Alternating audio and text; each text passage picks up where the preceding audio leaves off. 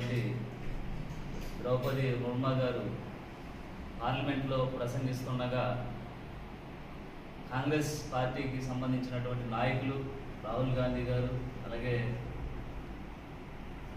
సోనియా గాంధీ గారు ఆవిడ్ని ఒక గిరిజన మహిళని కూడా చూడకోకుండా అలాగే ఒక ఉన్నతమైన స్థానంలో ఉన్నటువంటి రాష్ట్రపతి పదవిని కూడా చూడకుండా ఆవిడ మాట్లాడేటువంటి ప్రసంగాన్ని విమర్శిస్తూ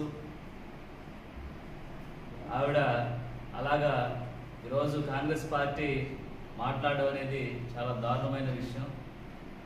ఆవిడ ముర్ము గారు మన రాష్ట్రానికి కానీ అలాగే దేశానికి సంబంధించినటువంటి ఒక మంచి ఉపన్యాసం ఇస్తుండగా ఆవిడ ఉపన్యాసం బోరు కొడుతుందంటాం, అలాగే ఆవిడ కించపరుస్తూ మాట్లాడడం, ఇవన్నీ కూడా ఈరోజు కాంగ్రెస్ పార్టీని భూస్థాపితం చేయడానికి ఉదాహరణగా మనం ఈరోజు చూసుకోవచ్చు.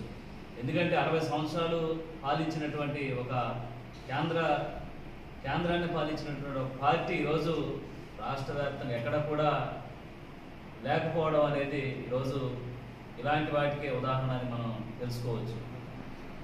ఎన్డీఏ పార్టీ ఈరోజు కేంద్రంలోను కానీ రాష్ట్రంలోను కానీ ఈరోజు కేవలం ఒక గిరిజన మహిళకి రాష్ట్రపతికి ఇవ్వడం అనేది ఇక్కడ ఏ పార్టీ కూడా చేయలేనటువంటి ఒక సాహసాన్ని ఈరోజు ఎన్డీఏ కూటమి మోదీ గారి ఆ సారథ్యంలో నడుస్తున్నారు అందరూ కూడా. అలాగే మరొకసారి ఈ విధంగా ప్రసంగిస్తే తప్పకుండా మా ఎన్డీఏ కూటమి తరఫున మేము తీవ్రంగా ఖండిస్తాం. తప్పకుండా మళ్ళీ ఒకసారి ఇలాంటి మాటలు కనుక మాట్లాడితే మేము తప్పకుండా వారికి బుద్ధి చెప్పేటువంటి కార్యక్రమం చేస్తామని ఈరోజు ఈ కార్యక్రమం ద్వారా తెలియజేస్తున్నాం. తప్పకుండా మా ఎన్డీఏ కూటమి ఈరోజు బడుగు బలహీన పేదలకి ప్రతి ఒక్కరికి కూడా సేవ చేసేటువంటి కార్యక్రమం చేస్తున్నాం. ఈరోజు కేంద్ర ప్రాంతంలో ఏదైతే బీజేపీ పార్టీ ఉందో రాష్ట్ర వ్యాప్తంగా ఉన్నటువంటి ప్రతి గ్రామాన్ని అభివృద్ధి చేయాలని, అలాగే పోలవరం నియోజకవర్గానికి సంబంధించి ఈరోజు చూసుకున్నట్లయితే కేవలం పోలవరం ప్రాజెక్టు పూర్తి అవ్వాలంటే కేవలం మోదీ గారి సారథ్యంలో ఈరోజు ఈ ప్రాజెక్టు పూర్తవుతుంది. అలాగే నిన్నగాక మొన్న జరిగినటువంటి ప్రసంగంలో కూడా 12,000 కోట్ల రూపాయలని మన పోలవరం ప్రాజెక్టుని విడుదల చేయడం అనేది చాలా సంతోషకరమైన విషయం.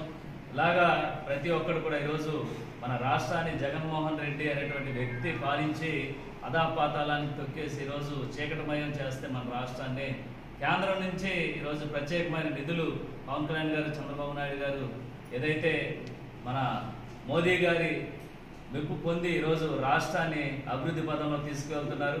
ఇలాంటి సమయంలో ఒక కాంగ్రెస్ పార్టీ ఈ విధంగా హేళన చేయడం అనేది చాలా తప్పు. దీన్ని మేము తీవ్రంగా ఖండిస్తున్నాం. తప్పకుండా ఇదే విధంగా మీరు ప్రసంగిస్తే అసలు మీ కాంగ్రెస్ పార్టీ పేరు కూడా ఎక్కడ కూడా కనపడిన విధంగా ప్రజలు చేస్తారని మీకు మరొకసారి హెచ్చరిస్తూ, ఇలాంటి హెచ్చరికలు ప్రతి గ్రామం నుంచి మీకు తప్పకుండా వస్తాయి. ఇలాంటివి మరొకసారి రిపీట్ చేస్తే మా ఎన్డీఏ కూటమి నుంచి మీకు గట్టిగా బుద్ధి చెప్తాను తెలియజేస్తూ సెలవు తీసుకుంటాం.